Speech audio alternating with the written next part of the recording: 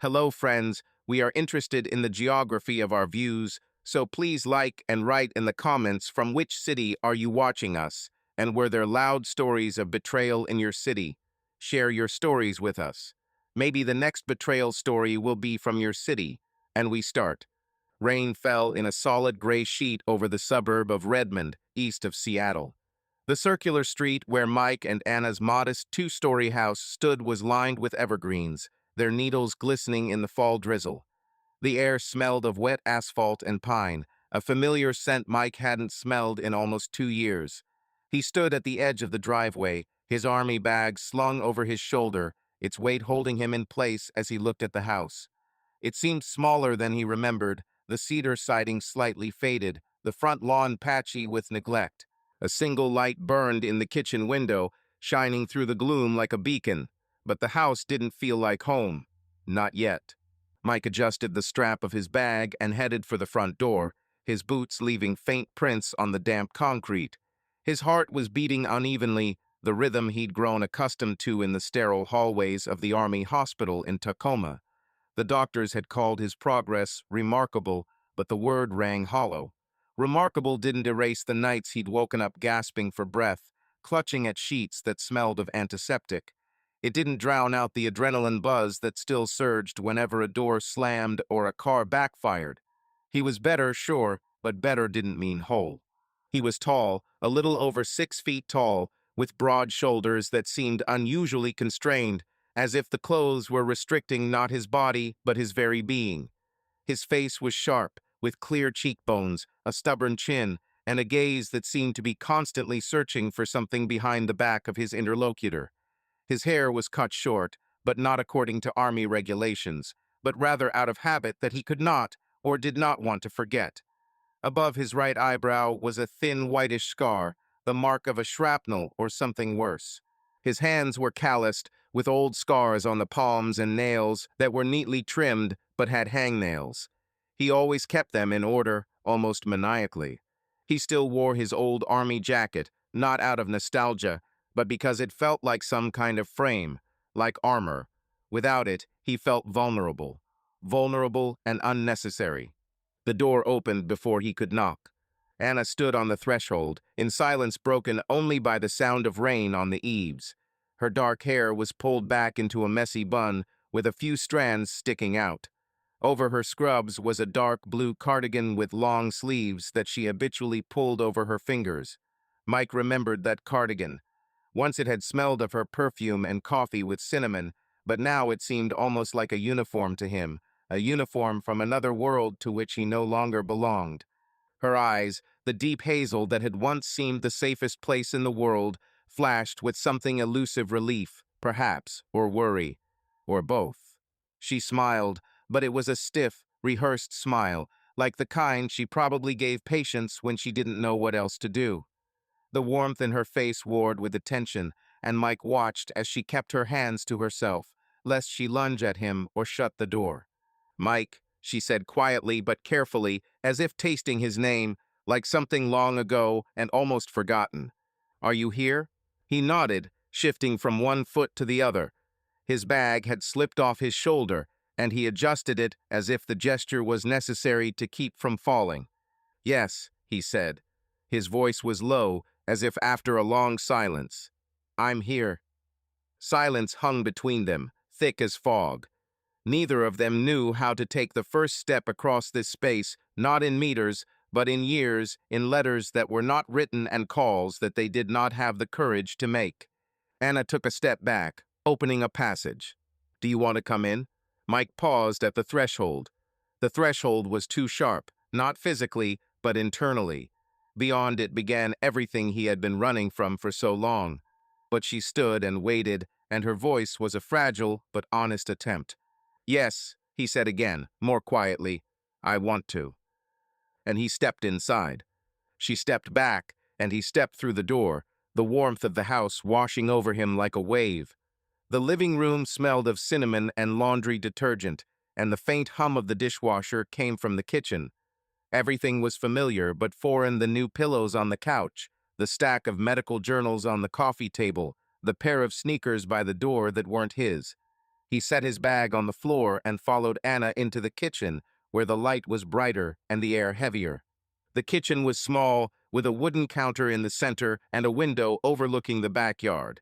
A half-empty bottle of red wine sat on the counter next to a cutting board on which sat a loaf of homemade bread, its crust neatly scored. Anna always baked when she was nervous. It was her way of keeping her hands busy, her mind tethered. Mike noticed flour on the sleeve of her cardigan, a faint white stain on the dark fabric. "Coffee?" she asked, already heading for the coffee maker. Her movements were quick, confident, as they always were in moments of stress. But this wasn't a crisis, was it? Just coming home. "Yes," he said, pulling out a chair at the counter. The wood creaked under his weight, and he felt bulky, out of place, like he was intruding on someone else's life. He watched her pour water into the coffee maker, her fingers calm but her shoulders tense.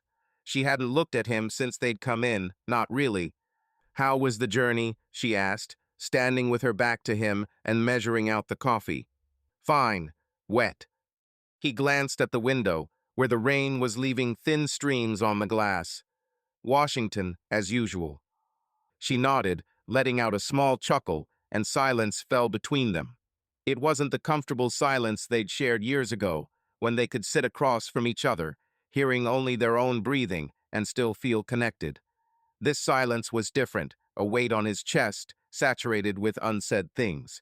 He wanted to ask her how she was, really ask, but the words stuck in his throat.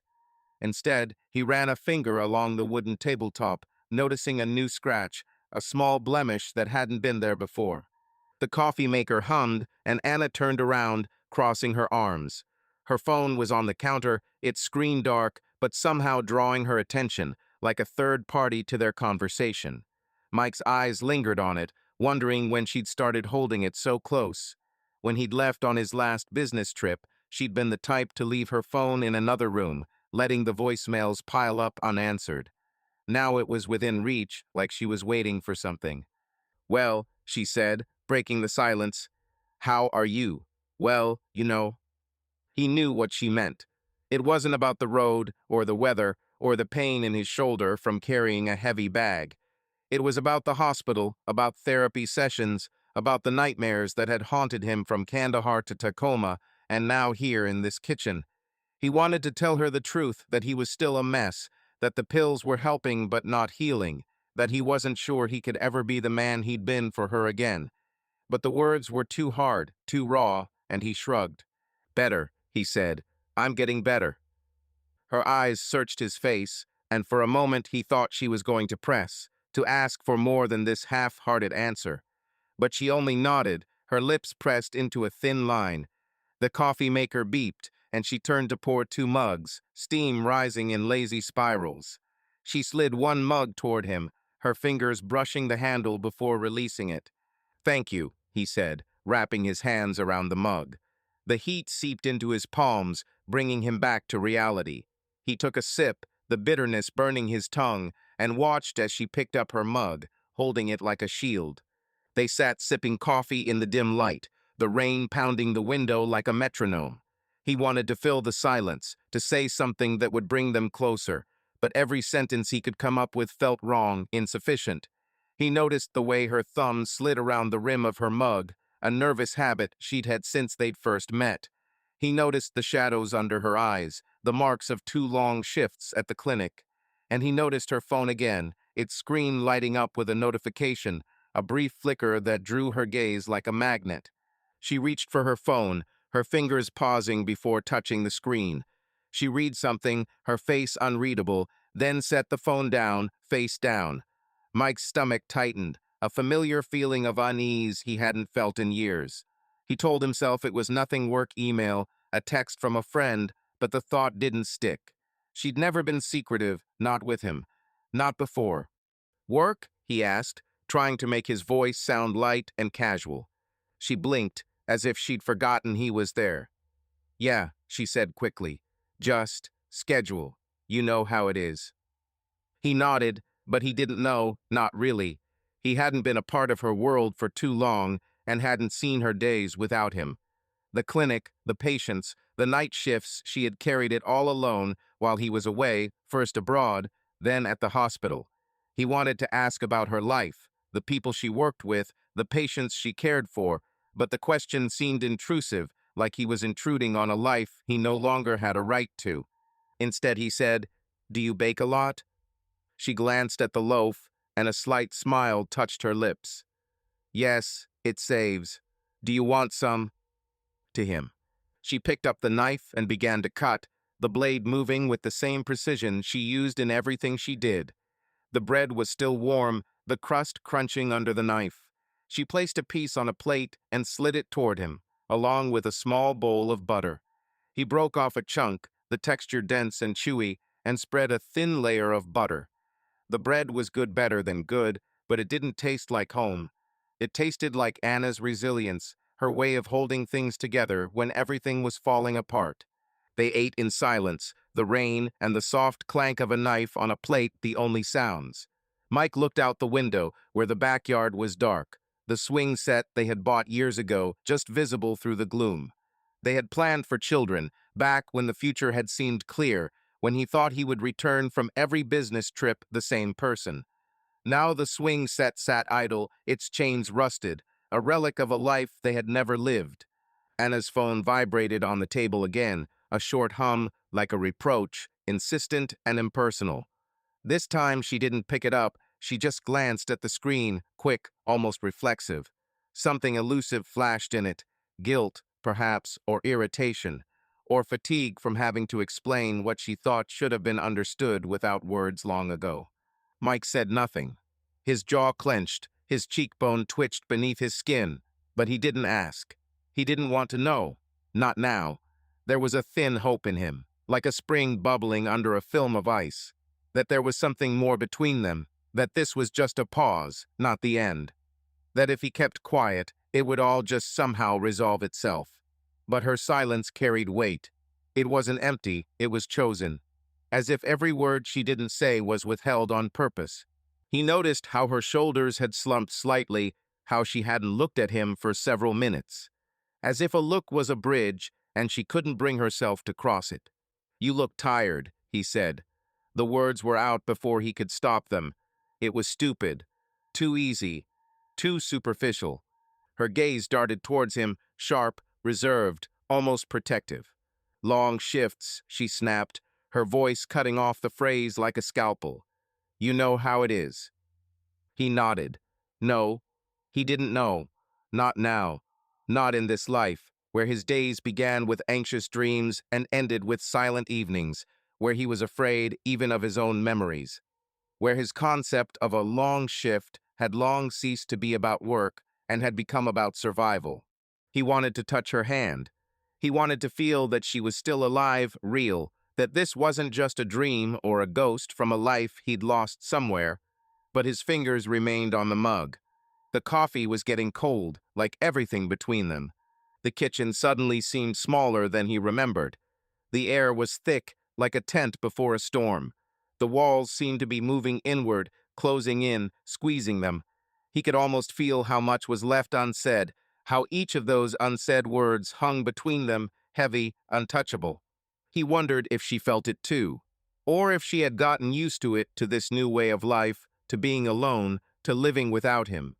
To this new version of them that wasn't them at all, but a pale projection of something that had once been real. The rain was still pouring, a gray shroud outside the window, almost without stopping. Its rhythm matched the pulse in his ears. Dull, obsessive, like a reminder of time passing. He took another sip of coffee. The bitterness lingered on his tongue, but he didn't grimace. He was used to it. Bitter was now the taste of his days. He looked at her, unsure of what to do. He was here in body, but he was still searching for where exactly he had lost himself and whether he could even find his way back. Morning in Redmond dawned with a gloomy sky, but the rain had stopped, leaving only puddles on the sidewalks and a damp sheen on the maple leaves.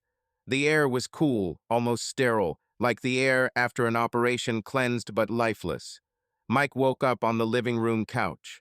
His neck ached from the awkward position, his left arm was numb, and he fumbled for the corner of the pillow and cursed under his breath. The blanket Anna had thrown over him the night before had slipped to the floor and now seemed foreign, not a thoughtful gesture, but a polite one, as if she were covering up for someone she no longer knew. He didn't remember falling asleep here. He only felt like the bedroom was too small, like the walls were pressing in harder than they had been in the hospital, and the bed, which had once been easy to fall asleep on, now felt like a hot board, saturated with the smells of someone else's life. In the dream, there were the dusty streets of Kandahar again, the blinding light, the stifling heat under the armor, a short shout over the radio, and then a scream. He woke up with a taste of iron on his tongue, and it took him a few seconds to realize where he was. The dreams were less frequent than in the hospital, but now when they came, they bit deeper, like splinters that couldn't be pulled out because they had become part of the flesh. The kitchen greeted him with silence. The house was so quiet that he could hear a drop of water rolling down the window outside. Somewhere a wall clock was ticking, and the sound suddenly seemed absurd to him. The clock was ticking, and he was standing still.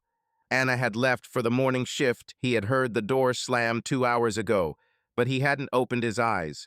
Now there was a note waiting for him on the refrigerator. Back after 6.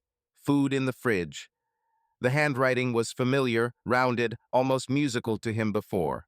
Now it was crumpled, nervous, as if she were writing while looking at her watch, trying not to say too much. He opened the refrigerator and pulled out a container of lasagna. She remembered him liking it when it was slightly burnt around the edges. But today the smell evoked no response. Everything inside him was numb, as if the taste and hunger were trapped somewhere in the sand, under the flak jacket. And then he saw the mug. There were 2 in the sink, their usual, brown ones, with the logo of the old coffee shop where they had once almost fought over who would pay. But there was a third one next to it, a thin white porcelain mug with a blue border around the rim. Not theirs, not the one from yesterday. He would remember. She stood a little to the side, as if someone was trying not to show her, not to give her away. His hand froze over her. His heart gave a glitch, lost its rhythm, then started beating again, a little faster. He told himself, don't draw conclusions. Anna could have just drank coffee twice, or found an old mug, or forgot to throw it away. He repeated it again like a mantra, but doubt had already clung to him, not as a thought, but as a feeling. Sticky, viscous, like a raw form of fear. He turned away. Forcibly, he poured water into the kettle, turned it on. The warmth of the familiar sound, the hiss, the growing hum gave him some ground under his feet. A procedure, something simple. Put the kettle on, wait, pour, drink, breathe. Today was the day of his first support group meeting. His therapist in Tacoma was almost pleading, don't keep it all to yourself, Mike. You don't have to carry this alone. Easy to say. He had no desire to sit in a circle of people who were probably talking louder than he could stand, and hear other people's pain when he hadn't yet come to terms with his own. But sitting here, in this kitchen, where the mugs became evidence and the air reminded me of someone else's breath, was worse. He looked at his watch. There were 3 hours left until the meeting. Enough time to collect your thoughts, or to get completely lost in them. The Veterans Center was a 10-minute drive away, a low brick building surrounded by neatly trimmed bushes. It smelled of coffee and old carpet. Mike walked into a room with a circle of folding chairs where about a dozen people were already gathered. Men and women of varying ages, but with the same tension in their shoulders, as if they were all carrying an invisible burden. The leader, a burly man in his 50s with gray in his beard, introduced himself as Dan. New guy? Dan asked, holding out his hand. His grip was firm but not aggressive. Mike, he replied, shaking her hand. Just got back. Welcome, Mike. No pressure here. Speak when you're ready. Or don't speak. Your choice. Mike nodded and took a chair in the corner, away from the others. He listened as the others shared their stories. A guy who had lost his leg in Iraq talking about how he hated seeing people look sorry. A woman who worked in logistics talking about how the sound of a slamming door made her duck under the table. Mike was silent, but their words resonated like an echo of his own thoughts. When it was his turn, he shook his head. "There's nothing to say yet," he muttered, looking at the floor. "Everything's fine," Dan said. "Just come. It's already half done." After the meeting, Mike lingered at the coffee table, pouring himself a second cup. A guy who introduced himself as Travis, a skinny guy with an eagle tattoo on his forearm, approached him. "The first time is always a bad time," Travis said with a grin. "You sit there and think, why am I here? But then it gets better." "Maybe," Mike replied, looking into his mug. "I'm not sure yet." "How's it going at home?" Travis asked, lowering his voice. "Wife, kids?" "Just my wife. Anna. She's a nurse." Mike paused, unsure of how to continue. "It's weird, like I'm a stranger in my own home." Travis nodded, his eyes growing serious. "Sounds familiar. My girlfriend left me 6 months after I got back, said I wasn't the one. And you know, she was right. But it's not over, bro. Just give her time, and yourself too." Mike wanted to ask how to give time when every day seemed like a minefield, but Travis had already walked away, clapping him on the shoulder. He finished his coffee and headed for the car, feeling like the meeting hadn't provided answers, but maybe it had asked the right questions. Back home, Mike tried to keep himself busy. He fixed the wobbly shelf in the living room, took out the trash, even tried watching the news, but the TV screen only irritated him. His thoughts kept returning to the mug in the sink, to the way Anna had looked at her phone the day before. He told himself it was nothing, that he was overreacting, but the anxiety grew like a crack in glass. When Anna returned, it was already dark. She walked in, pulling off her cardigan, her hair damp from the light rain. "Hi," she said, throwing her bag on the couch. "How's your day?" "Fine," Mike replied, sitting at the kitchen counter. "I was at a support group." She raised her eyebrows as she took off her shoes. "And how?" "It's strange. People are talking about themselves. I've kept quiet for now." "It's okay," she said, heading for the refrigerator. "The main thing is that he went." He watched her reach for a bottle of water, her movements mechanical, as if she were completing a task. "How are you?" he asked. "Hard shift." "As usual," she answered without turning around. "Patience, papers, tired." "You get tired often," he said, trying not to sound like an accusation. She froze, her hand tightening on the bottle. "It's my job, Mike.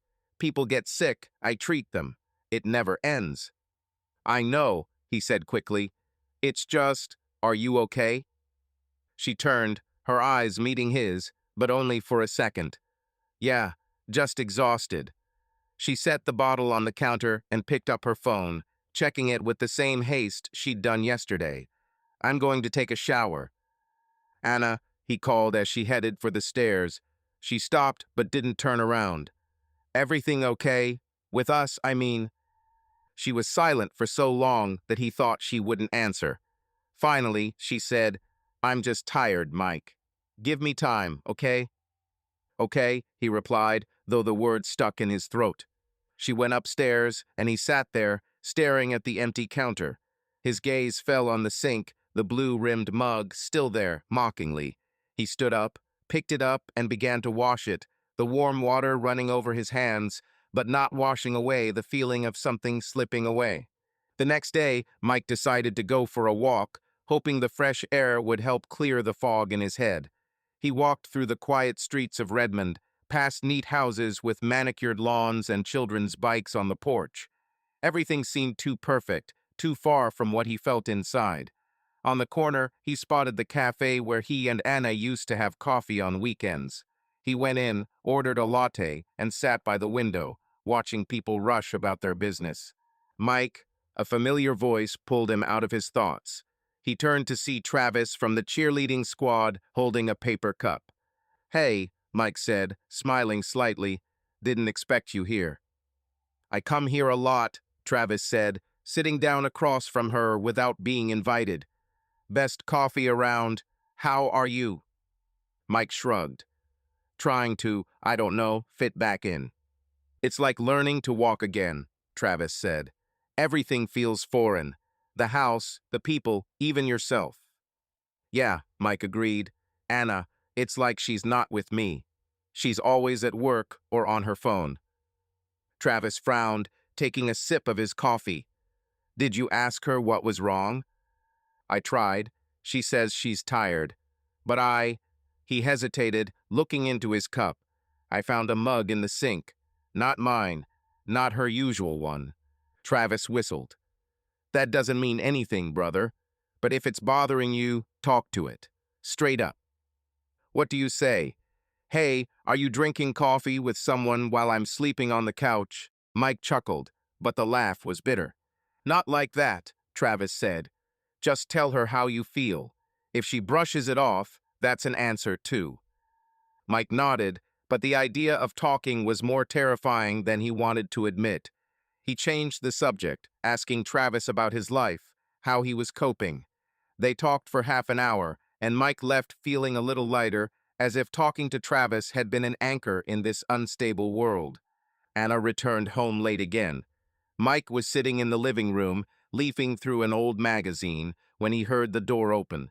She came in, her face paler than usual, her hair stuck to her temples from the rain. Is it raining again? He asked to start a conversation. Yes, she replied, taking off her coat. It's been raining all day. Do you want to eat? I can heat up some lasagna. I'm not hungry, she said, heading toward the kitchen. Maybe later. He followed her, watching as she poured herself some water. Anna, he began, his heart pounding. Can we talk? She turned around, her gaze wary. About what? About us, he said, trying to keep his voice even. I know I was. Not here. For a long time. And you were holding it all on yourself. But I want to understand where we are now. She sighed, setting her glass down. Mike, I'm really tired. This isn't a good time. When will the best one be? He asked, stepping closer. I'm trying, Anna, but I think you're somewhere else. Her eyes flashed, but her voice remained quiet. I'm here, Mike. I work, I pay the bills, I keep this house. And you're back, but where are you really? He froze, her words hitting him like a slap. I'm trying to get back, he said, but you won't give me a chance. It's not that simple, she replied, her voice shaking. I don't know how to fix it. I don't know how to be who you want me to be. I don't want you to be anyone else, he said, feeling his voice grow hoarse. I just want us to be us. She looked at him, her eyes shining, but she did not cry. I want that too, she whispered, but I don't know how. She went upstairs, leaving him in the kitchen. He looked at the sink. The mug with the blue border was gone, but it didn't bring any relief. The lights in the house on the edge of Redmond were dim, as if someone were deliberately trying to soften the harshness of the evening. Mike sat in the living room, leafing through an old fishing magazine he'd found under the coffee table, but the words on the pages didn't make sense. His thoughts swirled around Anna, around her distant gaze, around the blue-rimmed mug that had disappeared from the sink as if it had never been there. He tried to tell himself it didn't matter, that he was seeing shadows where there weren't any, but instinct, honed by years in conflict zones, told him otherwise. Something was wrong, and the feeling gnawed at him like rust slowly eating away at metal. Anna returned home later than usual, her steps heavy in the hallway, as if she were carrying not just her bag, but the weight of the entire day. Mike heard her throw her keys on the nightstand, the rustle of her coat as it was pulled off her shoulders. He wanted to stand up to greet her, but something held him back, perhaps the fear that yet another conversation would end in the same wall of silence. Instead, he remained seated, the magazine open on his lap, his eyes watching the doorway. She walked into the living room without turning on the overhead light and stood by the sofa, looking at him. Her hair, usually neatly pulled back, was disheveled, and there were shadows under her eyes that the light from the floor lamp only emphasized. Are you still awake? She asked, her voice tired but with a hint of surprise. I can't sleep, Mike replied, closing the magazine. I thought I'd read. And it's a bit late today. She nodded, looking down. Yes, the clinic is overwhelmed. A patient with complications, we had to stay late. Everything okay? He asked, trying to make the question sound sincere and not like an interrogation. I'm fine, she said quickly, too quickly, and headed toward the kitchen. I'm just exhausted. Mike stood and followed her, feeling the tension between them thicken like the air before a storm. In the kitchen, Anna set her bag on the counter and pulled out her phone, her fingers flicking across the screen with practice. Mike saw her expression change for a moment, her eyebrows lifting slightly, her lips pressing together. She quickly locked the screen and set the phone face down, but it was too late. He saw a notification flash across the screen. JT, don't forget about tomorrow. The name hit him like a gunshot. JT James Taylor. Anna had mentioned him a couple of times before he'd left last time, a doctor at her clinic, a trauma specialist, a man everyone respected. She'd spoken of him fondly, but then it hadn't been a question. Now the name, those two letters, lit a spark of suspicion in him that he couldn't put out. Who's JT? He asked, trying to keep his voice even, but inside he was seething. Anna froze, her hand, which had been reaching for the glass, stopped halfway. What? She asked, turning around. Her eyes were wary, like those of a person caught off guard. I saw the message, Mike said, nodding at the phone. JT, this is James, right? Your colleague. She blinked, then nodded slowly. Yes, James, we work together. He just reminded me about the schedule. We have a complicated case tomorrow. Yeah, Mike said, but the word came out sharper than he intended. Does he text you often? Anna frowned, her fingers tightening on the edge of the counter. Mike, this is work. We all text each other. What are you starting? I'm not starting, he said, raising his hands in surrender. I'm just asking. You're always on your phone, Anna. I'm not blind. She stared at him, her eyes a mixture of hurt and weariness. Are you serious? I work 12 hours, Mike. I don't have time for. What are you implying? I'm not hinting, he said, feeling his voice grow louder. But you barely look at me, barely speak. And now these messages, what am I supposed to think? To think that I'm tired, she blurted, her voice breaking. That I'm carrying this life around with me while you. She bit her lip, but it was too late. The words hung in the air, sharp as shards of glass. While I was what? He asked quietly, but there was steel in his tone. While I was in hell. While I was trying not to go crazy in the hospital. Tell me, Anna. She turned away, her shoulders slumping. I didn't mean it like that, she muttered. You know? Then what did you mean? He insisted, stepping closer. Because I'm trying, Anna. I'm here, I'm trying to be who you want me to be, but you're somewhere else. She turned to him, her eyes shining but no tears. I don't know how to fix this, Mike, she said, her voice shaking. I don't know how to be who you remember me to be. I've changed. You've changed. We're not who we were. I know, he said, feeling something inside him break. But I want to try. Do you? She was silent, her gaze falling to the floor. The silence was worse than any answer, worse than shouting or accusations. She simply stood there, her fingers fiddling with the hem of her sleeve, her phone lying on the counter, a silent witness to their breakup. I'm tired, she finally said. I need to sleep. Anna, he called, but she had already headed for the stairs. We're not finished. I can't now, she threw over her shoulder. Not today. He watched her climb the steps, her steps light but determined. The bedroom door upstairs slammed, not loudly, but enough to make him feel something inside him settle, like sand beneath his feet. He stayed in the kitchen, looking at her phone, which she'd left on the counter. The temptation to pick it up, to unlock it, to check it, was almost unbearable, but he turned away. Not because he trusted it, but because he was afraid of what he might find. The night was long and restless. Mike was asleep on the couch again, wrapped in the same blanket Anna had thrown over him the night before. He tossed and turned, trying to find a comfortable position, but his thoughts would not let him rest. JT James Taylor. the message, her evasiveness. He remembered the way she had spoken of James before, with respect, with a small smile that had seemed innocent at the time. Now that smile seemed different in his memory, like a hint of something he had not seen. He hated himself for thinking these thoughts, for turning into a man who suspected, who sought, but could not stop. In the morning, he was awakened by the sound of footsteps on the stairs.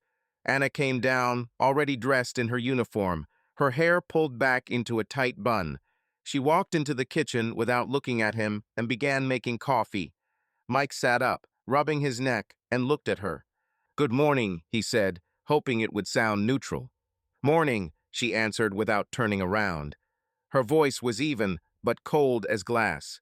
"You're early," he noted, standing up and walking up to the counter. "The shift starts at 7. "Yes," she said, pouring coffee into her mug. "And there's a meeting before that." "With James?" he asked, unable to stop himself. The word came out like a bullet, and he immediately regretted it, but it was too late to back out. She froze, her hand holding the mug still. "Seriously, Mike," she said, turning, "are we at this again?" "I was just asking," he said, but his tone was far from innocent. "You didn't answer yesterday. Who is he to you?" "Colleague," she snapped. "How many times do I have to tell you? We work together, that's all." "Then why are you so nervous?" he asked, crossing his arms. "I asked a simple question, and you're acting like I caught you doing something." "Because you're looking for something to catch," she blurted, her eyes flashing. "I didn't do anything, Mike." "Nothing, and you look at me like I'm some kind of, I don't know, traitor." "How am I supposed to watch?" he asked, his voice growing louder. "You barely talk to me, you're always somewhere else. And this James who writes to you in the evenings. What am I supposed to think?" "To think that I'm working," she screamed. "That I'm trying to hold it all together while you—" She trailed off again, but this time she didn't look away. "While you're dealing with your demons, and I don't blame you, Mike. I really don't. But I can't be your lifeline when I'm barely hanging on myself." Her words hit him, not sharply, but slowly, like a cold wave that was impossible to avoid. He opened his mouth to protest, to say that he wasn't asking to be saved, that he didn't need a vest, just her hand by his side, that he just wanted them to stay together. But the words stuck together, stuck in his throat, as if even his voice had become alien. Instead, he said, "You spent the night in the guest room." She flinched slightly. Her face softened, briefly, imperceptibly, as if something within her were wavering. "I needed space," she said finally. Her voice was tired, not angry, just empty. Silence. No one is watching. No one is waiting for an answer. "So that it's not me?" he asked. The question came out hoarsely, like a crack in glass. "Or, so that you forget that I'm here at all?" Anna looked down. "So that for just a minute I don't feel like everything is falling apart again," she said, almost in a whisper. "I don't know how to be there, Mike. Everything I do feels wrong, even breathing." He wanted to say something. He wanted to step closer, take her hand, just reach out, not even physically, but somehow differently, deeper. But he couldn't. The fear of a tangled touch, as if one wrong move would push her away forever, paralyzed him. Anna picked up the mug from the table, the one with the blue rim. He noticed it, noted it, but didn't ask. Not now. She held it to her chest, like a shield, like protection. "I have to go," she said, heading for the exit. Her steps were quick, like those of a person running from her own shadow.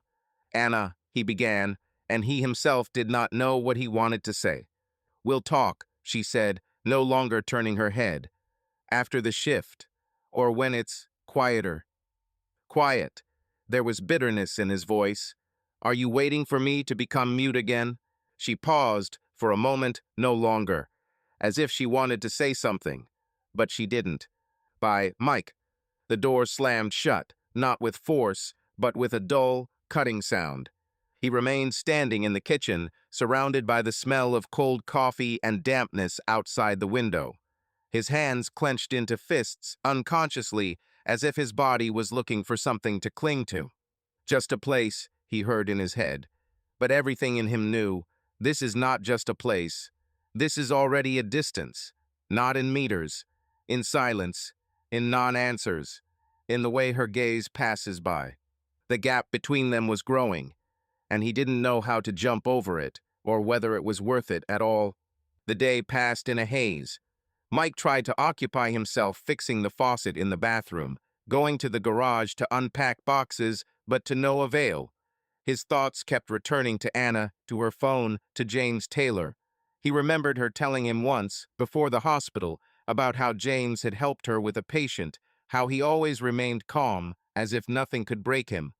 At the time, it had seemed like just a story about work. Now he wondered how many stories like that he had missed, how many times she had smiled at someone else. By evening, he decided to go to another support group meeting, hoping that talking to other veterans would distract him. The center was the same as last time, the smell of coffee, the creaking chairs, the faces marked by fatigue and struggle. Dan, the leader, noticed him and nodded. "Good to be back, Mike," he said. "Want to share?" Mike shook his head. "Not today, just listening."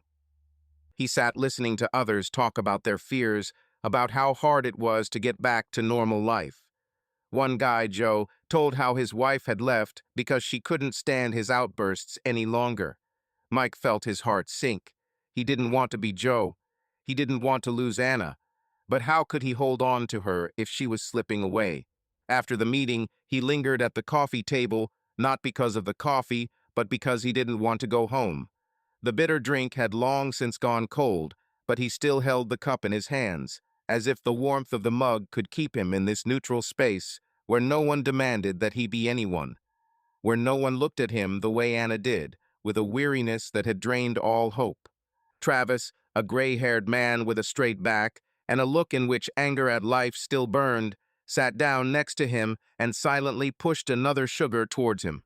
"I'm not used to sweets," Mike responded, but he only snorted. "We're all not used to something. But sometimes you have to change the taste so as not to suffocate in the familiar." He took a sip and turned to him. "If you want, talk.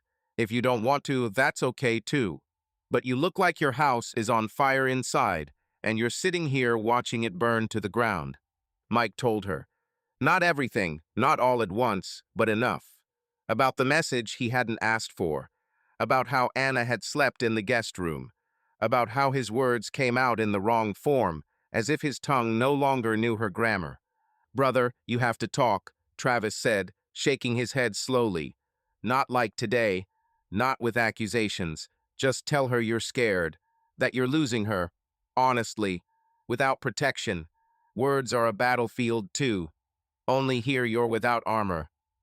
"What if it's too late?" Mike asked, looking into his cup. "Not physically, but she's not here anymore. I see it in every step she takes. I hear it in every silence." Travis sighed, his eyes serious, even heavy. "Then you will know for sure. You will not guess, you will not hope in vain. Knowing is painful, but cleaner. Cleaner than living in this swamp between no longer and still possible." Mike just nodded. He knew Travis was right. But the idea of an honest conversation scared him more than any trip to the zone. Because in the war, he knew the rules. But here, everything was shaky. Too alive, too fragile. When he returned home, it was already late. The city outside the window shone dimly, as if it itself was tired. The apartment greeted him with silence and a dim light from the street lamp shining through the curtains. Anna was not there. He took off his jacket, walked deeper into the apartment, and stopped at the living room. Everything seemed in its place: the pillows, the neatly folded blanket, the empty mug on the coffee table. But the air was still, as if no one had breathed here for a long time. He sank down onto the sofa. His back immediately responded with a nagging pain, but he didn't move. He just sat and looked at the armrest where her hand had once rested. He imagined how she watched TV, how she frowned when he made noise in the kitchen, how she laughed rarely, but so much that it resonated in his chest. He thought about how far they had come from each other. Not overnight, not in a month. Gradually, quietly, through omissions, through restrained emotions, through attempts to be convenient instead of honest, and about whether he has enough strength, not just to bring her back, but to reach her, to walk this path where every step could be the last. He clasped his face in his hands and stayed like that, in silence, where the only sound was his own breathing. The darkness outside the house in Redmond was thick as ink spilled across the sky. Mike sat in the living room, the floor lamp casting long shadows on the walls, holding Anna's tablet where she'd left it on the coffee table. The screen was dark, but its reflection in the glass seemed alien to him, like the face of a person he didn't recognize. He'd been trying to hold on for the last few days, to cling to the hope that he and Anna could find common ground, but her evasiveness, her distance, the messages from JT, all of it was wearing away at him like water seeping through the cracks of a rock. He knew he shouldn't do this, that it was a violation, but curiosity, or more likely, fear, was stronger. He turned on the tablet. The password was the same as before, their wedding date. It stung him she hadn't changed the password, hadn't locked this little piece of her life away from him. But instead of relief, he felt anxiety rising inside him. His fingers moved almost automatically as he went to the Downloads app. He found one he'd heard about from a guy in a support group, an app to monitor calls and messages. It was simple, unobtrusive, and took less than 5 minutes to install. Mike didn't think about the implications, didn't think about what it meant for their trust. He just wanted to know. When the installation was complete, he opened the app and connected it to her number. The screen flickered, and soon the data began loading. Calls, messages, even deleted ones. His heart was beating so loudly he could barely hear the ticking of the wall clock. He scrolled through the list of incoming and outgoing calls, nothing out of the ordinary, mostly clinic numbers, a few friends he knew. But then he opened a conversation with a contact signed JT. The first message he saw was a punch to the gut. "Miss you." It had been sent the night before, when Anna had been working late, she said. Her reply was short, "Me too." Mike froze, his fingers gripping the tablet so tightly the edges were digging into his palms. He scrolled on, each word cutting into him like splinters. "You were so sweet," she had written in another message, sent 2 days earlier. "Can't wait to see you again," JT had replied. The conversation was brief, but each word was a knife, stabbing deeper. He set the tablet down on the table, his hands shaking.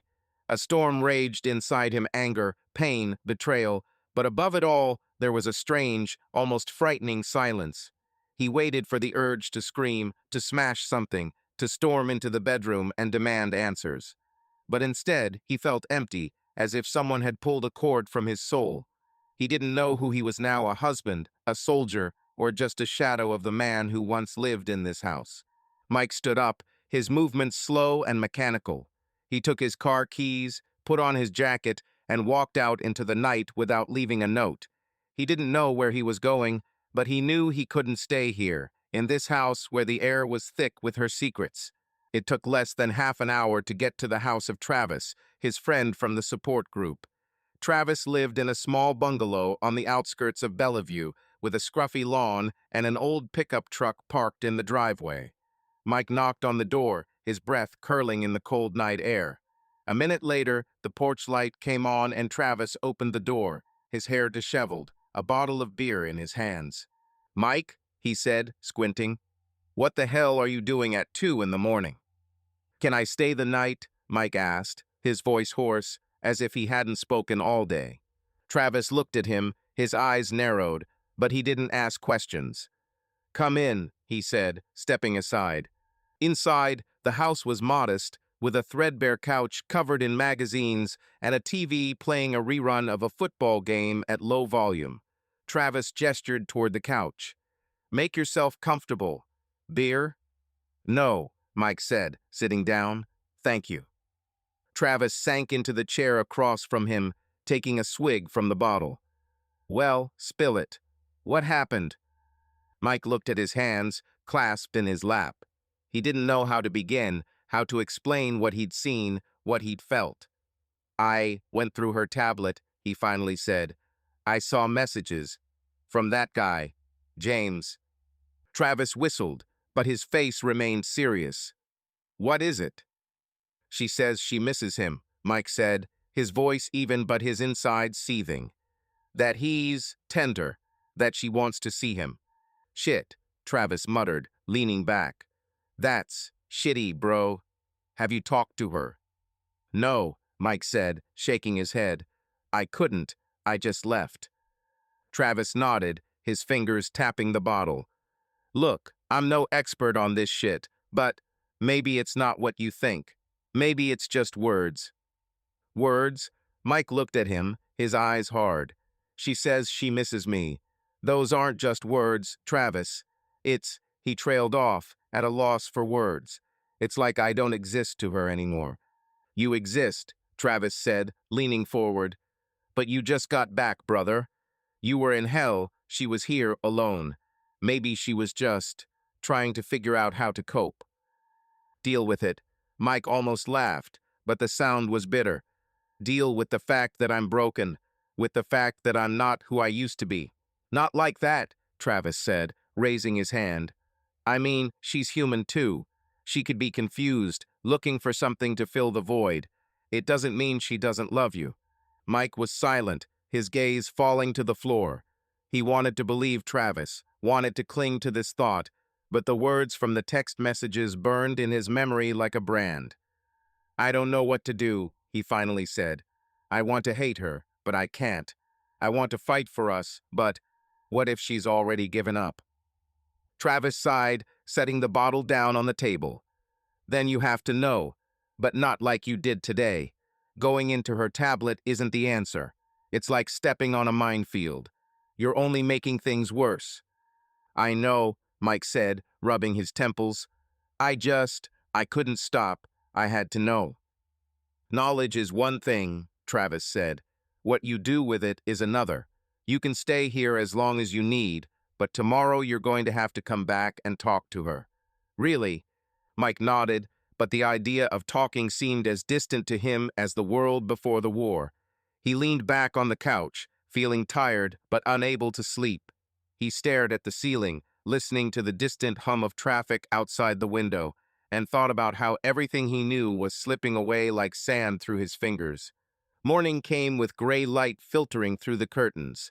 Travis was already up, making coffee in the kitchen, the smell of it filling the house.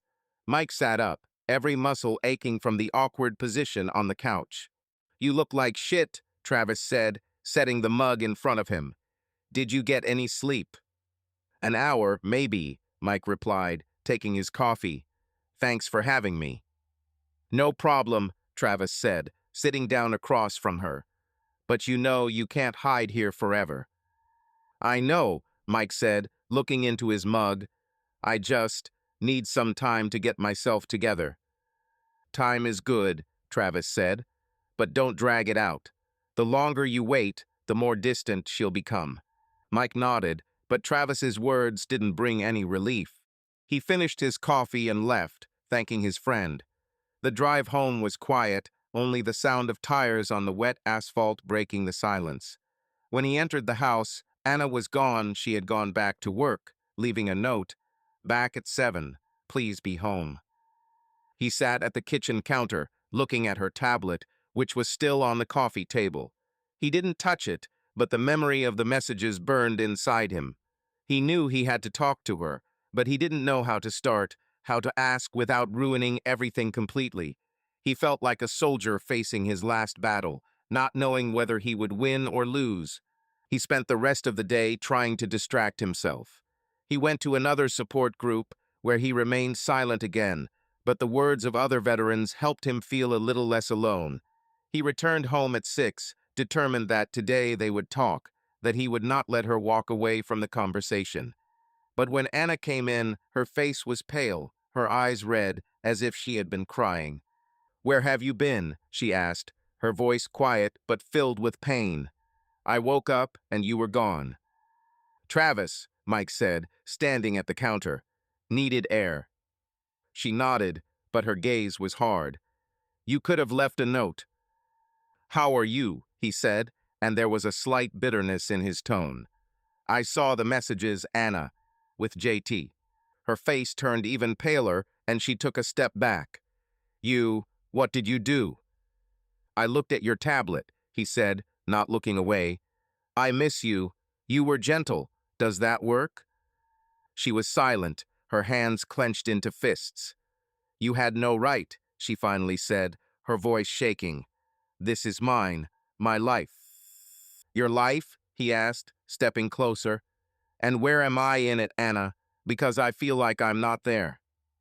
You were in the hospital, Mike, she cried, her voice breaking. You were there, and I was here, alone, trying to hold myself together. I don't know how to explain it, but I didn't mean to hurt you. But you did, he said, his voice quiet but firm. You don't even try to tell me. You just leave. She looked at him, her eyes full of tears. I don't know what to do with you, Mike. I don't know what to do with us. I'm confused. He wanted to hug her, to tell her they would figure it out, but the words stuck. Instead, he said, I'm confused too, but I'm here, and you? She didn't answer, just turned and went upstairs. The bedroom door closed, and Mike was alone, feeling the house become more and more alien. He knew this was just the beginning, that there was more pain ahead, but he couldn't back out. Not now. I saw the messages, Mike began, his voice even, but inside he felt everything tightening. With James. I know there was more to it than just work. I want to hear from you what's going on.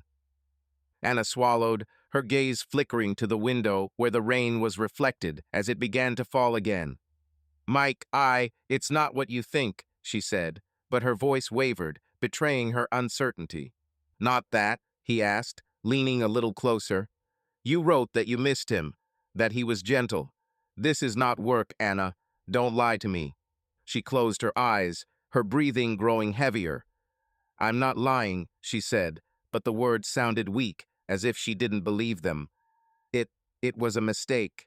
Nothing serious. A mistake? His voice remained calm, but there was steel in it. You call it a mistake? Tell me the truth, Anna. I deserve at least this. She opened her eyes, and there was so much pain in them that for a moment Mike felt his anger recede, replaced by something else, fear, perhaps, or pity. She stepped toward the counter, her arms falling to her sides as if she were giving up. Okay, she said, her voice barely audible. I'll tell you, but please don't shout. Just listen. He nodded, though inside he was seething. He didn't want to scream, didn't want to break the furniture or punch the walls. He wanted to understand, even if that understanding crushed him.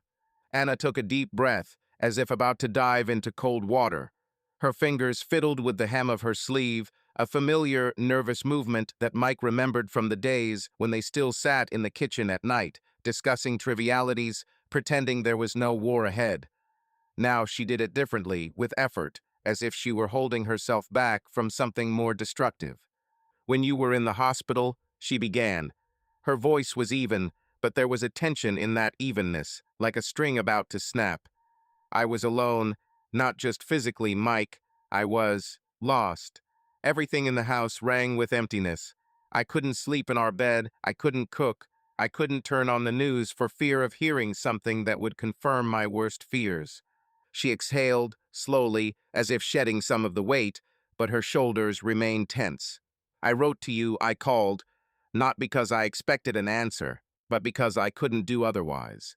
But you were like behind glass. You were disappearing piece by piece. And I tried to hold on, seriously tried. Mike was silent. He felt the emptiness growing beneath his ribs, each syllable of hers cutting into bone. He wanted to tell her that he heard all her messages, even if he didn't answer, that he read them at 3 in the morning, clutching his phone to his chest like an anchor. But he remained silent. She had to say it all. He had to hear it. James, her voice wavered. He was there. We worked together. He knew better than to ask questions. He was just there.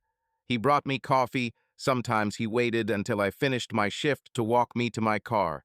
We didn't agree on it. It just happened.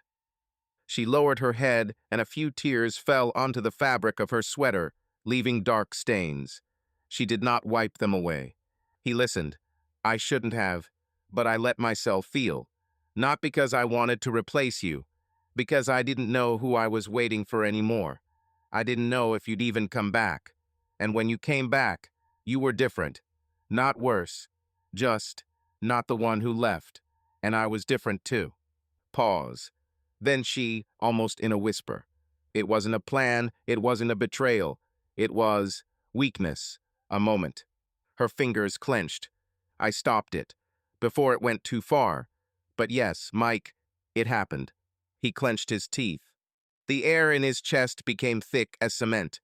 What happened? He asked again, and he himself did not recognize his own voice. Hoarse, as if after burning. What exactly happened, Anna? He looked at her directly, without anger, without accusation, only with a desperate, almost childish thirst to understand. She didn't look away. We kissed. Once. And I immediately pulled away. Because in that second, I realized how deeply you still hurt me.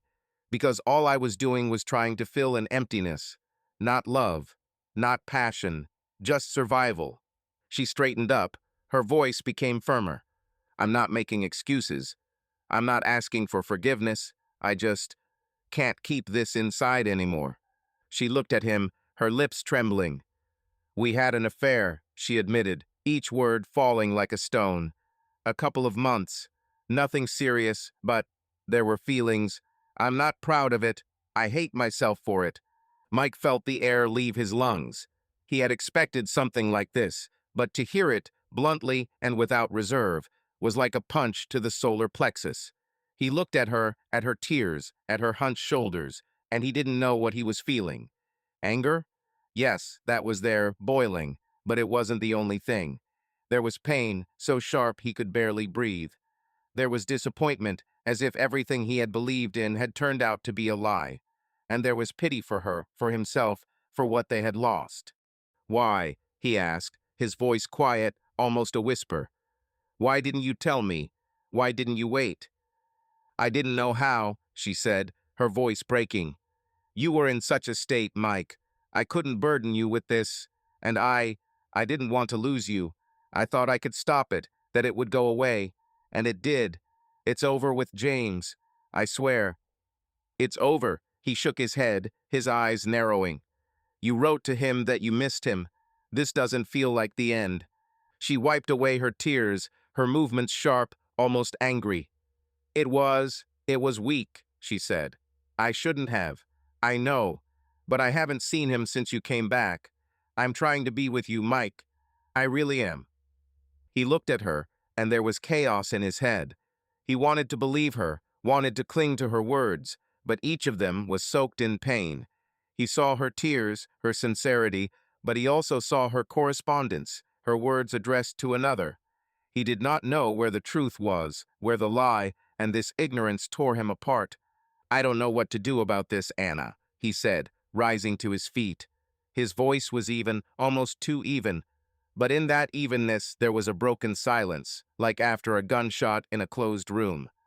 I don't know how to forgive, how to live with this, how to pretend that we still have something whole.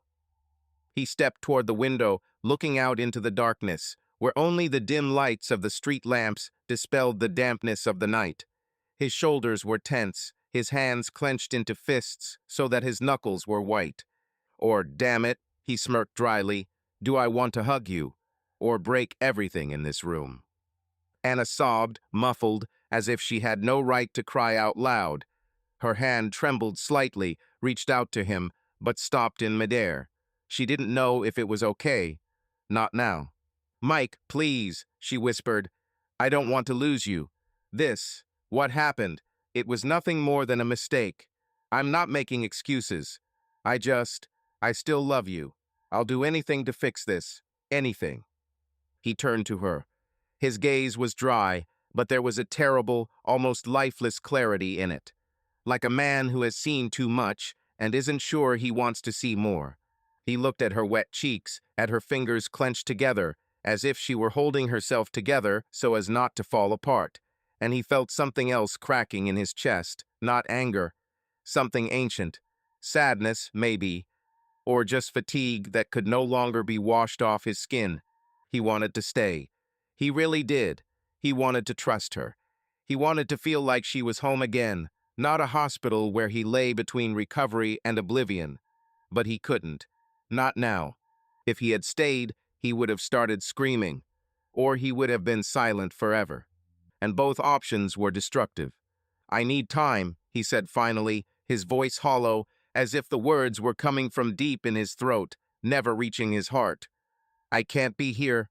Not today." "Mike!" Her voice broke. He turned around for a moment. There was panic in her eyes, not from guilt, but from a premonition of something final. "Where are you going?" He shook his head slightly. "I don't know. Just not here." He picked up the keys from the table, the movement precise, almost mechanical. The door closed softly behind him, the click of the lock sounding quieter than her breathing, remaining in the apartment. The night air cut into his face like an icy blade. He didn't feel it. He felt only the pulse in his temples and the silence that wasn't salvation, but expectation, as if something was supposed to sound, but didn't. He got into the car. His hand shook as he started the engine. The windshield reflected his face-sharp shadows, blue hollows under his eyes, a look as empty as a long road. He drove, not knowing where. He just drove to drown out the thought that maybe it had already happened, that the moment when something could still be saved had already passed. And the road ahead is black, slippery from the rain, endless, like the wine he did not call, but now carries. Mike drove down the highway, the headlights of oncoming cars flickering like stars in a murky sky. He didn't turn on the radio. The silence was his companion, letting his thoughts swirl undisturbed. He thought about Anna, about her confession, about how she had cried when she spoke of her loneliness. He tried to understand her, to see the world through her eyes, a woman left alone while her husband fought nightmares in the hospital. But every time he almost felt sympathy, her messages to James would flash before his eyes, and the anger would return like a tide. He stopped at a gas station on the outskirts of Kirkland, where a neon sign blinked, casting a blue glow across the parking lot. He got out of the car, bought a coffee in a styrofoam cup, and sat on the hood, watching the occasional cars pass by. The coffee was bitter, almost tasteless, but he sipped it slowly, as if it might keep him from falling over the edge. His phone vibrated in his pocket, and he pulled it out, expecting to see Anna's name. But it was Travis. Mike answered, his voice hoarse from the silence. "Hey, brother," Travis said. "Where are you?" Anna called. "She's in a panic." "I'm fine," Mike said, though it was a lie. "Just gone." "What happened?" Travis asked, his voice serious. "Have you talked to her?" "Yeah," Mike said, looking at the lights of the gas station. "She confessed. She had an affair with that guy, James, for a couple of months." Travis exhaled, his silence speaking louder than words. "Shit," he finally said. This sucks, Mike. What are you going to do?" "I don't know," Mike said, his voice empty. "I can't be around her. Not now. I don't know how to live with this." "Listen," Travis said. "Come over to my place. Don't drive around like a lost soul at night. We'll figure this out." "I don't want to figure it out," Mike said, his voice sharpening. I don't know what I want. I just can't see her face without thinking about him." "I understand," Travis said. "But you shouldn't be alone. Not today. Come over, okay? I'm not sleeping." Mike nodded, though Travis couldn't see him. "Okay," he said. "I'll be there in an hour." He ended the call and finished his coffee, crushing the cup in his hand. He got into his car and drove to Travis's, feeling the road become a metaphor for his lifelong dark with no clear end. When he pulled up to Travis's bungalow, the porch light was on like a beacon. Travis met him at the door, his face tired but his eyes warm. "Come in," he said, stepping back. "The sofa is yours." Mike walked in, feeling how Travis's house, with its smell of coffee and old books, was becoming a temporary refuge. They sat in the living room, and Travis opened a beer, but Mike declined, preferring water. They talked, or rather, Travis talked, telling them about his life, about learning to live after the war. Mike listened, but his mind was elsewhere, in the house he had left, with the woman he loved and hated at the same time. What next? Travis asked as the clock struck midnight. You can't run forever. I know, Mike said, looking into the empty glass. But I don't know how to go back. I don't know if I can forgive. Forgiveness isn't a button, Travis said. It's a process, and you don't have to decide everything now. Give yourself time. Give her time too. Mike nodded, but Travis's words were like stones dropped into a deep well, falling but never reaching the bottom. He lay down on the couch, wrapped himself in an old blanket, and closed his eyes, but sleep would not come. He thought about Anna, about her tears, about her loneliness, and about whether he would ever be able to call this home his again. Mist hung over the forest north of Redmond, gently wrapping the pines and cedars, their branches swaying in the breeze. Mike sat on a folding chair in front of Travis's old camper, parked in a clearing near Lake Sammamish. The metal shell of the camper was stained with rust, but the inside was cozy, smelling of old wood and the coffee Travis brewed every morning. Mike had been here for 3 days now, running away from home, from Anna, from the truth that was eating away at him. The forest was silent, and the silence, broken only by the sound of birdsong and the rustling of leaves, gave him room to breathe. He held a tin mug of cold tea in his hands, looking out at the lake, its surface reflecting the gray sky. His thoughts were as chaotic as wisps of fog, but here, far from home, they began to settle like dust after a storm. He thought of Anna, of her confession, of her tears, of the way she had spoken of her loneliness. He tried to hate her, but his anger was like embers that smoldered but did not burn. Instead, he felt tired, a deep, bone-crushing tiredness that came not from lack of sleep, but from trying to figure out who he was now and where he belonged. Travis emerged from the camper, holding a thermos and 2 plastic cups. His gait was light, despite the prosthetic he had worn since being wounded in Iraq. He plopped down on a nearby chair, poured coffee, and handed one of the cups to Mike. You look like you spent the night in a trench, Travis said, grinning. Did you even sleep? About 3 hours, Mike replied, taking his coffee. Less nightmares than at home. That's what the forest does, Travis said, looking out at the lake. It's simpler here. No walls, no echoes, just you and your thoughts. Mike nodded, taking a sip. The coffee was strong, slightly bitter, but it was warming. Thanks for letting me in here, he said. I don't know where I'd be if it weren't for you. In a ditch somewhere, I guess, Travis joked, but his eyes were serious. Look, I'm not getting into your business, but have you decided what you're going to do? With Anna, with the house? Mike shook his head, his fingers tightening around the cup. I don't know. I'm still processing. She says it's over, but I don't know if I believe her or myself. Travis nodded, his eyes distant. When my girlfriend left, I thought it was the end of the world. But you know what I realized? Sometimes you have to let go to find what's worth holding on to. Let go, Mike looked at him, his eyebrows furrowing. You mean just leave? Abandon her? Not necessarily, Travis said. Letting go doesn't always mean divorce. Sometimes it means letting go of anger, resentment, giving her a chance to explain, or give yourself a chance to figure out what you want. Mike was silent, his gaze returning to the lake. He wanted to forgive Anna. He wanted to go back to what had been before.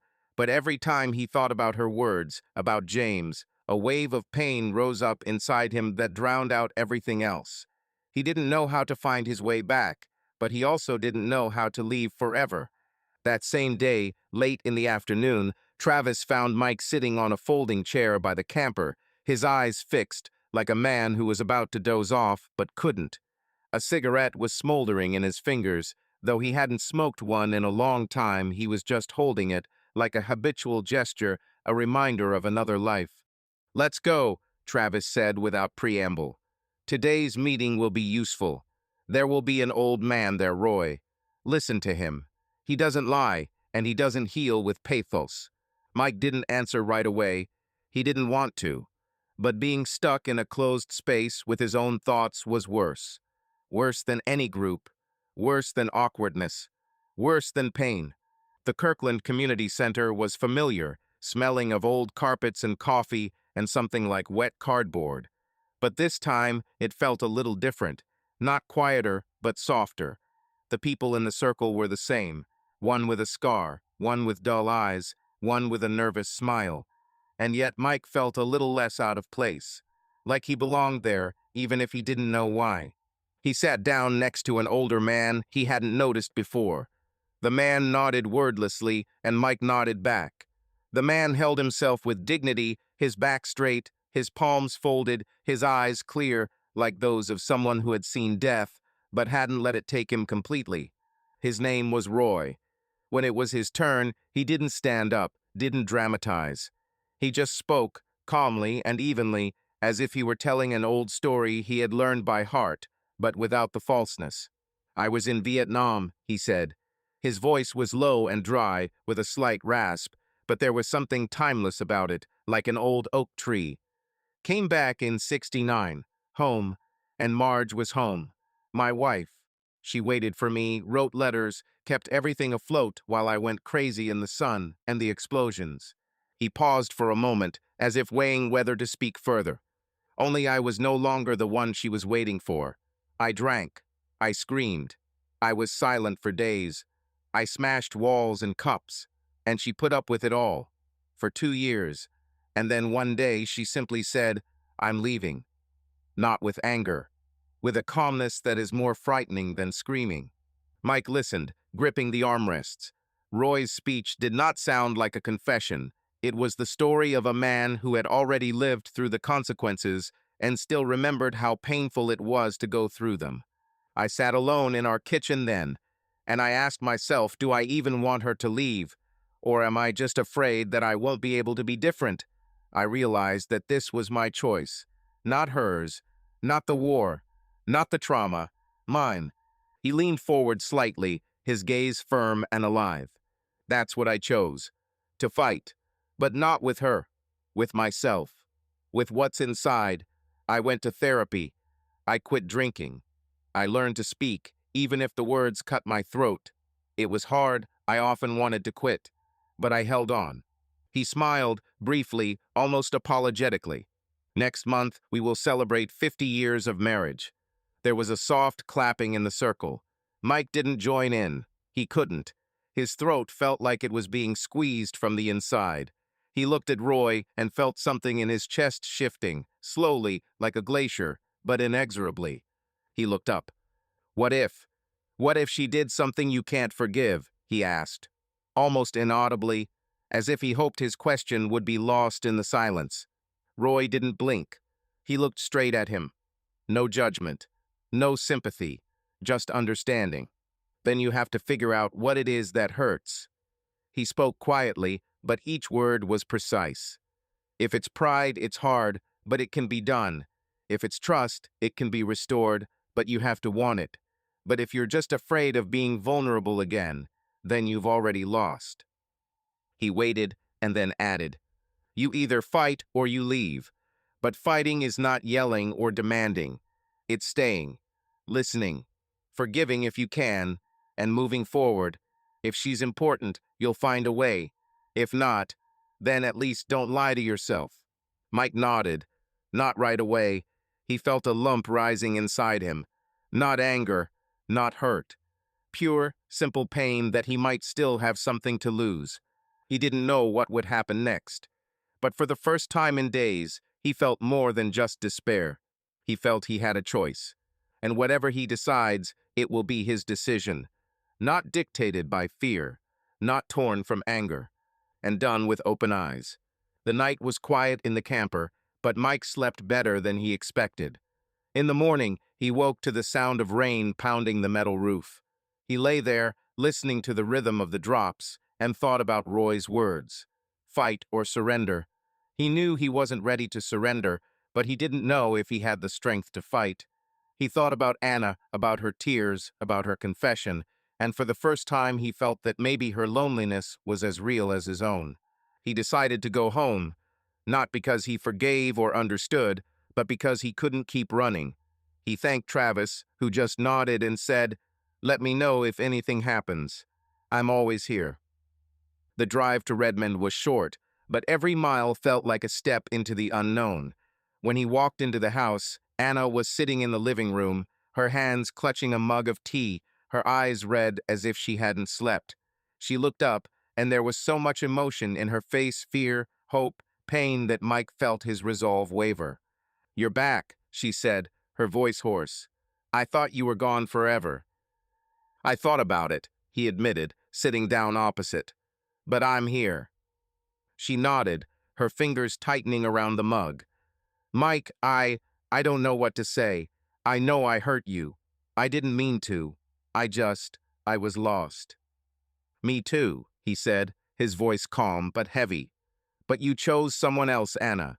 You chose him when I was in the hospital, trying not to go crazy." She sniffled, her eyes filling with tears. "I know," she whispered, "and I hate myself for it. But I swear, it's over. I want to be with you. I want to try." He looked at her, trying to find in her face the woman he loved, the one who waited for him after every business trip, the one who laughed at his jokes and held his hand in the dark.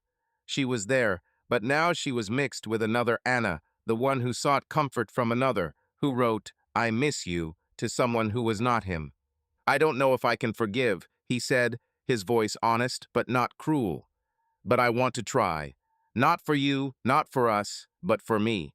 Because I don't want to be the person who leaves." She nodded, her tears falling onto her knees. "What should I do?" she asked. "Tell me, and I will do it." "Be honest," he said. "Don't hide. Don't run. If you feel something, say it. If you want to leave, say it. But don't leave me in the dark." She held out her hand, her fingers trembling, and he took it, feeling the warmth of her skin. It wasn't forgiveness, not a return to what had been, but it was a step. A small, fragile step, but a step nonetheless. "I promise," she said, her voice full of determination. "I won't leave." He nodded, not letting go of her hand. He didn't know what would happen next, but for the first time in a long time, he felt like he was on solid ground. The forest, Roy's words, the silence of the camper, all of it had given him clarity, not answers, but the chance to find them. He returned home, not knowing if it would be their home again, but ready to find out. Morning light filtered through the curtains, painting the living room in soft tones of gray and gold. Mike sat at the kitchen counter, his fingers curled around his mug of coffee, sipping it slowly, as if stretching out the moment before the inevitable. Anna was upstairs, her footsteps barely audible through the ceiling, but he knew she'd be down soon. It had been a day since they'd talked, since he'd returned from Travis's camper, squeezing her hand and offering not forgiveness but opportunity. He hadn't slept that night, his thoughts veering between hope and doubt, but he knew one thing for sure. He didn't want to give up. Not when, for the first time in a long time, he felt like they had a chance, however fragile it might be. Anna walked into the kitchen, her hair damp from the shower, and she was holding a bag of medical scrubs. She looked tired, but there was something new in her eyes, not fear, not guilt, but a cautious determination. She set the bag down and looked at him, her lips twitching slightly, as if she wanted to smile but couldn't bring herself to. "Good morning," she said, her voice soft but uncertain, as if she was testing his reaction. "Morning," Mike replied, putting his mug down. "Sit down. We need to talk." She nodded, her movements slow, almost measured, as if she were afraid to frighten the moment. She sat down opposite him, her hands on the counter, her fingers intertwined. "What about?" she asked, her gaze direct, but with a hint of worry in it. Mike took a deep breath, collecting his thoughts. He'd rehearsed this all night, but the words still felt heavy, like stones to be lifted. "I've been thinking about us," he began. "What you said, what I feel, and I want to suggest something. Call it an honest month." She frowned, her eyebrows drawing together slightly. "An honest month? What does that mean?" "It means we give ourselves 30 days, he said, his voice firm but not harsh. 30 days where we don't hide, don't lie, don't run. We tell each other the truth, even if it hurts. We go to therapy together. I continue my therapy, you do what you need, but we try. If after a month we realize there's nothing left, he paused, his throat tightening, then we'll decide what to do next. But I want to try, Anna. For real. She looked at him, her eyes shining, but she wasn't crying. Are you serious? She asked, her voice quiet but hopeful, like a small ray of light in a dark room. After everything I've done? I'm not saying it's easy, Mike said, leaning a little closer. I'm still angry. I still see those messages when I close my eyes. But I also see you, Anna. You who waited for me, who held this house while I was not here. I don't know if I can forgive, but I know I don't want to lose us without trying. She swallowed, her fingers tightening around each other. What if I screw up again? She whispered. What if I can't be who you want me to be? I don't want you to be anyone else, he said, his voice softening. I want you to be honest. If you can't, tell me. If you need someone else, tell me. But let me know where I stand. She nodded, her eyes filling with tears, but she quickly wiped them away with her sleeve. Okay, she said. An honest month. I agree. What? What do we do next? A psychologist, Mike said. I found one in Kirkland. A couples specialist, works with veterans. First session tomorrow. Can you do it? She nodded again, her lips twitching in a weak smile. I can. And you, will you continue your therapy? Yes, he said. I won't stop. I promised myself that. She reached across the counter, her fingers brushing his, a light, almost imperceptible touch. Thank you, she whispered, for not leaving. He didn't answer, but he squeezed her hand back, feeling the warmth of her skin. It wasn't forgiveness, it wasn't a return to the past, but it was a beginning, a small, tentative one, but a beginning. Their first couples session took place in a small office in downtown Kirkland, where the walls were covered with paintings of the Pacific Northwest. The therapist, a woman named Linda, was middle-aged, with short gray hair and a calm voice that seemed to calm any storm. She sat in a chair across from them, her notepad in her lap, but she rarely looked at it, preferring to make eye contact. So, Linda began, her tone neutral but warm. Why are you here? What do you want out of this process? Mike looked at Anna, then at his hands, which were lying in his lap. I want to see if we can get back together, he said. After everything that happened, I don't know how to do it, but I want to try. Linda nodded, her gaze moving to Anna. And you, Anna? Anna swallowed, her fingers fiddling with the hem of her sweater. I want to fix what I did, she said, her voice quiet but sincere. I made a mistake, a big one, and I want Mike to know that I don't want to lose him. Linda nodded, making a note. Okay, let's start by making sure you both feel heard. Mike, tell me how you feel when you think about what happened. Mike took a deep breath, his fingers tightening. I feel betrayed, he said, like I've come back from hell to find that my home isn't mine. But I also feel like it's my fault too. I was distant, I was broken. I don't know how to balance it, the anger at her and the anger at myself. Anna looked at him, her eyes full of pain. I didn't want you to feel guilty, she said. It's my fault, Mike, not yours. But I wasn't here, he said, his voice hoarse. I left you alone. I didn't know how to get back. Linda raised her hand, her gesture gentle but firm. You're both hurting, she said, and that's okay. It's important that you're here, talking about it. Let's try to focus on what you want to build, not what's broken. The session lasted an hour, and by the end Mike felt drained, like he had been on a long march. But there was something liberating about talking, about hearing Anna, even if her words sometimes cut like knives. They had agreed to meet with Linda once a week, and Mike felt that this was a step forward, however small. At the same time, Mike continued his PTSD therapy at a veterans center. His therapist, Dr. Carter, was a soft-spoken man with a sharp mind who knew how to ask questions that forced Mike to face his fears. In one session, Mike talked about his honest month, about his conversation with Anna, about how he was trying to find a balance between anger and hope. "You're doing a great job, Mike," Carter said, his eyes attentive. "But tell me, what does forgiveness mean to you? Is it forgetting or something else?" Mike considered, his fingers tapping the armrest. "I don't think I can forget," he said, "but maybe forgiveness is not letting it define us, not letting the pain be greater than us."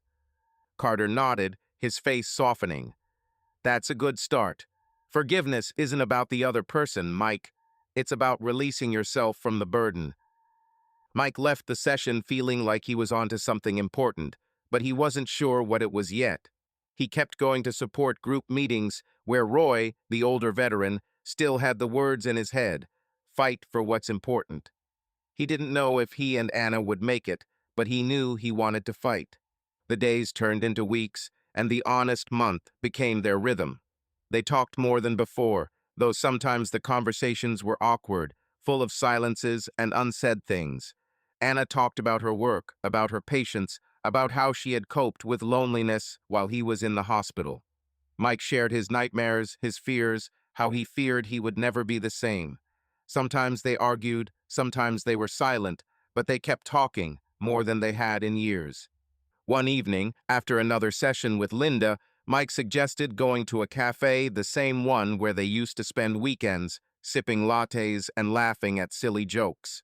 Anna agreed, but her eyes were wary, as if she were afraid this was too big a step. The cafe was just as he remembered.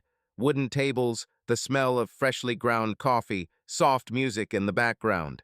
They sat by the window, watching the people hurrying through the light rain. Anna ordered tea, Mike ordered coffee, and they sat there not as a couple, but as two people trying to find common ground. "Remember when we were sitting here?" Mike asked, his voice soft but wistful. "You always had that bergamot tea, and I teased you that it smelled like soap." Anna smiled, her fingers curling around her mug. "And you always ordered the bitterest coffee," she said. "I thought you did it to look cool." He chuckled, feeling lighter for the first time in a long time. "Maybe so, but I really liked him." She nodded, her smile widening, but then her face grew serious. "Mike," she said, "I know this month, it won't fix everything, but I want you to know that I'm grateful for giving me a chance." He looked at her, her eyes clear, without a trace of deceit. "I'm grateful too," he said. "I don't know where we'll end up, but I'm glad we're here. Today." She reached across the table, and he took it, their fingers intertwining. It wasn't a promise, it wasn't a return to the past, but it was a moment, real and alive. They sat there, looking out at the rain, and for the first time in a long time, Mike felt like maybe they could build something new, something not like what had been, but something of their own. If you listen to the end, you are real heroes. Give it a like if you didn't fall asleep halfway through, and write in the comments what was the most unexpected. Subscribe, the next story is already warming up in the drafts and is ready to surprise you. Subscribe to our channel so that your love doesn't cheat on you, and go ahead and listen to the next story, because this story is nothing compared to the next one. If you're under 18, don't even think click to the next one.